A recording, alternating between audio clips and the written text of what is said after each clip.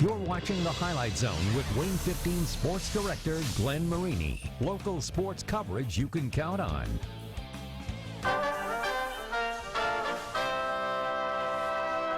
It's always a big game when we play them. This is definitely a really important game. Anytime we square off head-to-head, it's usually a really good game. Central Noble, they beat us last year in the conference tournament, so we really want to avenge that loss. You know, it's just going to be a knockdown, drag-out game like it always is. It's a great matchup. It's always fun to go against good teams. It's going to be intense. It's going to be fast-paced and good defense and just a good overall atmosphere.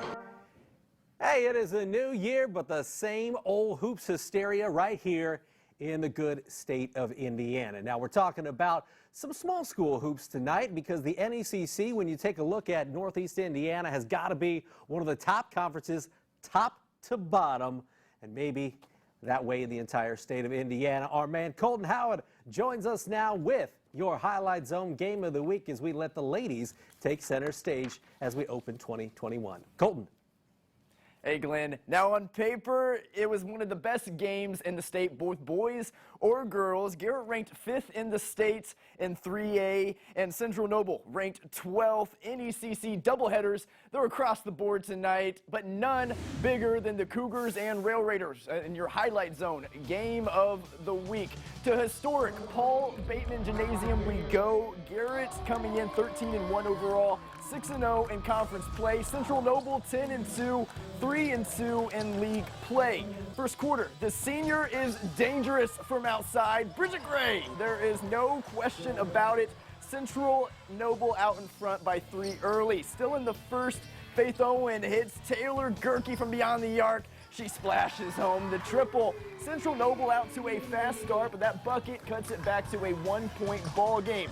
Start of the second quarter, Railroaders, they're wasting no time. Bailey Kellum, reverse layup under the basket. She finishes with 10 points. Still in the second quarter, the Cougars respond with some inside work of their own. Casey Hunter gets this one over OSTROWSKI, but it was Morgan OSTROWSKI who would have the last laugh of the half. The junior ends the first half with this sweet lay-in at the buzzer. She had 17 points, 13 rebounds, a double-double. Central Noble leading by 5 at the half, though. But the momentum carrying over to the second half. For fourth quarter, Garrett led by 1. Faith Owen knocks down a huge 3, and the Railroaders win the program's 600th win, 49-40. That was definitely a big game, and it really helps us going into the conference tournament. So that was a really good win against a really good team. I don't even know how to explain it. It's just such a good feeling to know that our program is really successful, especially for the past few years, and it's just great to be a part of this team. In the boys' game at Garrett, Central Noble came in ranked 9th in the state in 2A. Earlier this week, Connor Sejan becoming Central Noble's all-time leading scorer, folks. He's only a junior, but with that 1,262 points, he passed Mike Young, who set the previous Cougar record in 1977. First quarter, it's a fast break. Steal for the all-time leading scorer, finishes it off with the chef special. Two-handed slam, Mamma Mia, that was good. He had the Cougars' first 15 points. It's 15-4, Central Noble. To the second quarter, Jason Bailey lets one fly from deep. Number 3 hits a 3 for the Railroaders. More from Sejan before the half. A steal behind the back dish to Sawyer Yoder for the one-handed rim rocker, and Central Noble wins on the road 69-24. Afterwards, we talked to the new record holder. It's a great feeling. I mean, I've worked my whole life for it. I mean, it's something that every kid wants to do and dreams of. But I mean, I'm blessed to have the opportunity, but it couldn't be done without my teammates, coaches, God, and just family for supporting me along the way. I mean, the rest of the season just went out and take as far as we can in the state tournament. Connor's next big milestone could be the Noble County scoring record. That's 1,992 points set by Steve Anspall in 1969. At his current pace, Connor would break that record in the middle of his senior year. Glenn, back to you. He is a baller for sure. Hey, speaking of records, earlier this week, this guy, Jackson Paul, breaking Trubusco's all-time assists record. The Eagles hosting Fremont for a pair and add another assist to Paul's tally. That was a good look inside the Luke McClure. Fremont looking good, though, here in the first quarter. Ethan Beck with the bucket. And then you're going to see Logan Brace. Brace had 19 points and 19 rebounds. Fremont actually up by 5 in the early going. But you think 19 and 19 is pretty good. Landon Jordan would do him just a little better. You see the putback from Jordan. He had 24 points and 20 rebounds, did the Busco big man, as Busco wins 92-59 over Fremont. Moving on in Turtletown, we're talking about Busco looking to snap a 4-game losing streak, I should say. They were taking on Fremont. It is Kara DeBolt sinking the shot for Busco as Busco led in the third, 33-24. Fremont's Katie Bellew with a layup down low to cut the lead to just 4 for the Eagles. But Busco, too much. You're going to see DeBolt hooking up with Madison Hosted. She gets the deuce as Busco wins it by 10, 52-42. There we go. I can talk. At least they try to pay me for it. Hey, one of the favorites in next week's NECC tournament might be Westview, Ed Bentley's new team. Ranked 6th in the state in 2A. They were taking on Hamilton second quarter. That was Lyndon Miller with the open 3. It was 31-6 at that point. Lyndon Miller doing it again, a little steal and the score and the foul. 33-8 Warriors in the lead. Caleb Lepper, though, going the other way, gets the bucket for Hamilton inside, but simply too much from this Westview squad. They're good. Ben Burkett drills the 3. It's Westview winning 70-13. Up at Angola, Hannah Knoll setting the program scoring record earlier this week. Big week for the NECC. Hornets taking on Prairie Heights. Hannah Knoll doing what she does, and that is score. She does it in transition right there. The future CMU Chippewa has Angola up 16-8. Then it's Hannah Knoll. She can pass, she can score. Apparently she can board as well. The stick back from Knoll. It's a 10-point lead for the Hornets at that point. Kennedy Kugler with a bucket down low. This is actually a pretty close game. Hannah Knoll, you're going to see her do what she does.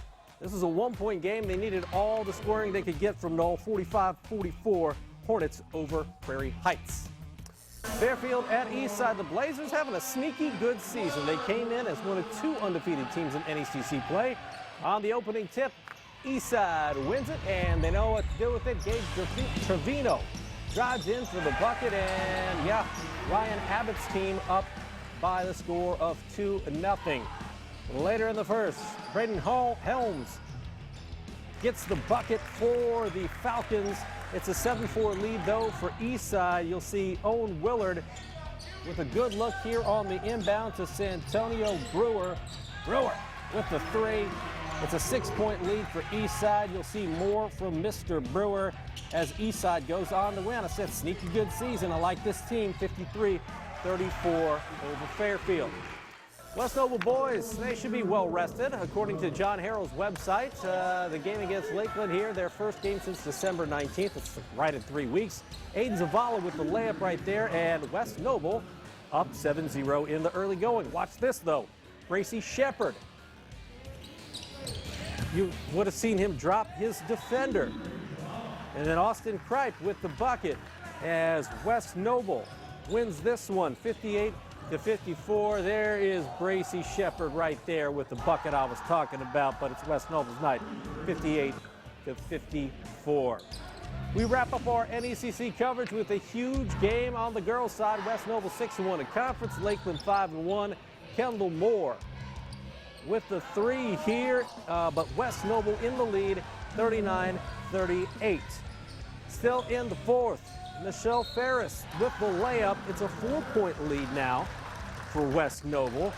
Then Lily Mast. How many times has she been on the highlight zone? Quite a few in her career for the Chargers. She drills it, and it's 45-42, West Noble in the lead. You're going to see Mackenzie Maybe with the big 3. This one was back and forth in the late going, but it's West Noble winning over Lakeland 51-47. Well, after those games in the NECC, we got to take a break, but coming up next, we're traversing the inner workings of the Summit City. Yes, we're going to cover every game played tonight in the SAC. That includes Southside at 4A number 3 Homestead. We got some NEA girls, we got some ACAC girls, and a little TRC boys action too. All up next in the Zone. The popcorn's popping, so are the highlights. Stay tuned for more Highlight Zone.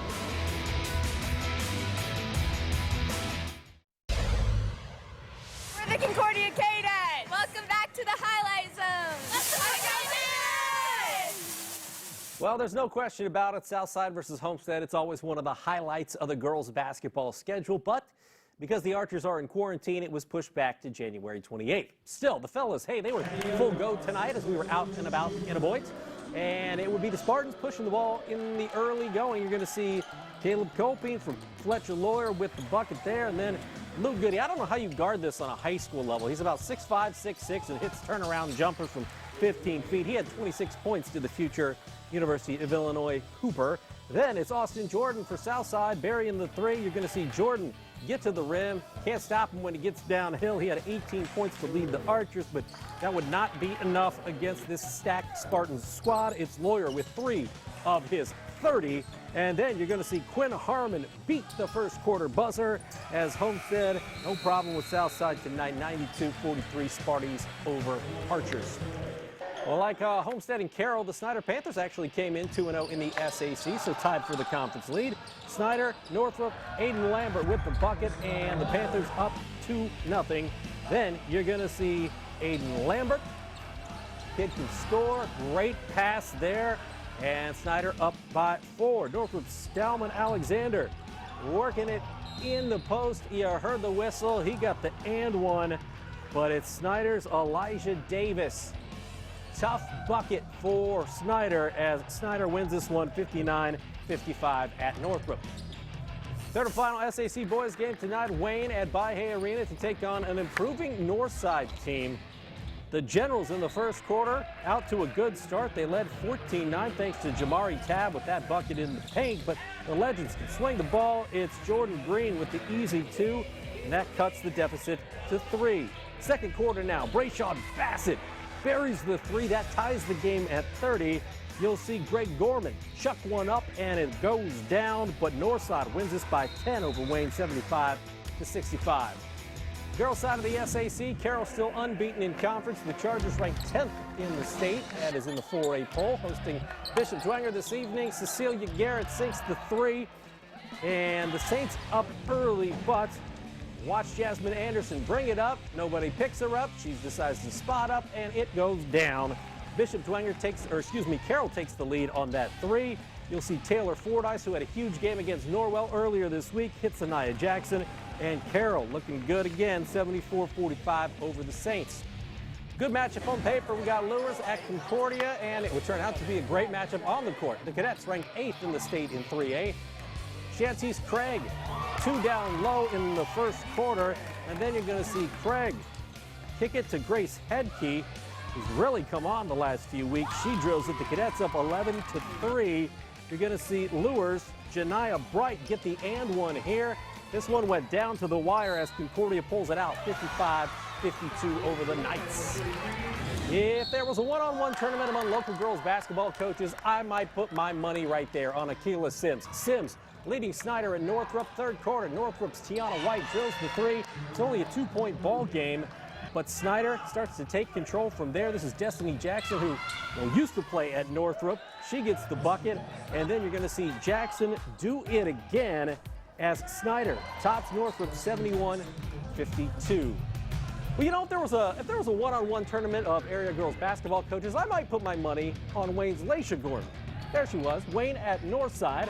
In the third, the Legends' Jalea Page open for 3. It's 32-26. Wayne in the lead. The General Shabrea O'Quinn. Going to be a good player when it's all said and done. She gets the deuce down low. Fourth quarter now, Generals Mariah Luna with the nice drive and the bucket. You'll see Anaya Woodson pop one for 3, but Wayne too much. The Generals win at By-Hay 60-44. Huntington North coming in tied with Norwell atop the NE8 conference standings. Vikings hosting East Noble. This was the game to watch in the NE8 tonight. Start of the fourth, the Vikings up 28-27. Carly Kirkpatrick with the and one, and East Noble takes a 1-point lead. Later, though, you're going to see Leah Campbell, and Campbell is good. She gets it to go, flinging it in there. The Vikings take a 1-point lead at 30-29, a huge bucket. Then you'll see Kiana Jennings with a basket for the Vikes. This one was a good one. Vikings win it 34-31 over the visiting Knights. At the Tigers Den in Bluffton, Jay County coming in atop the ACAC standings. The Patriots 11-3 overall, 3-0 in league play. They were taking on the Bluffton Tigers. And in the second quarter, that was Madison Dirksen with the 3. In the third, you'll see Zoe Barger in the post for Bluffton with the bucket, but simply too much Jay County. Watch the Patriots on the run here. Renna Schwederman with the bucket as Jay County wins at the Tigers' Den 49-32. Final stop for high school hoops, the Wabash County rivalry game, the Apaches of Wabash at Southwood. The Knights looking good in the first quarter. It's Alex Farr for 2, and that is the first bucket of the game. It would be a big night for Southwood. You're going to see Carson Rich. How many times do we see him make plays on the football field this fall? Apparently he can hoop as well. Knights up by 4. Wabash's Colton Wilson with a bucket there for the Apaches, but Cole Weiner would drill one for the Knights as Southwood gets a big win, 67-30 over Wabash. We got more of your Highlight Zone, including your Gem of the Night, next. Highlight Zone and basketball. The best combo other than us. Your Gem of the Week is next.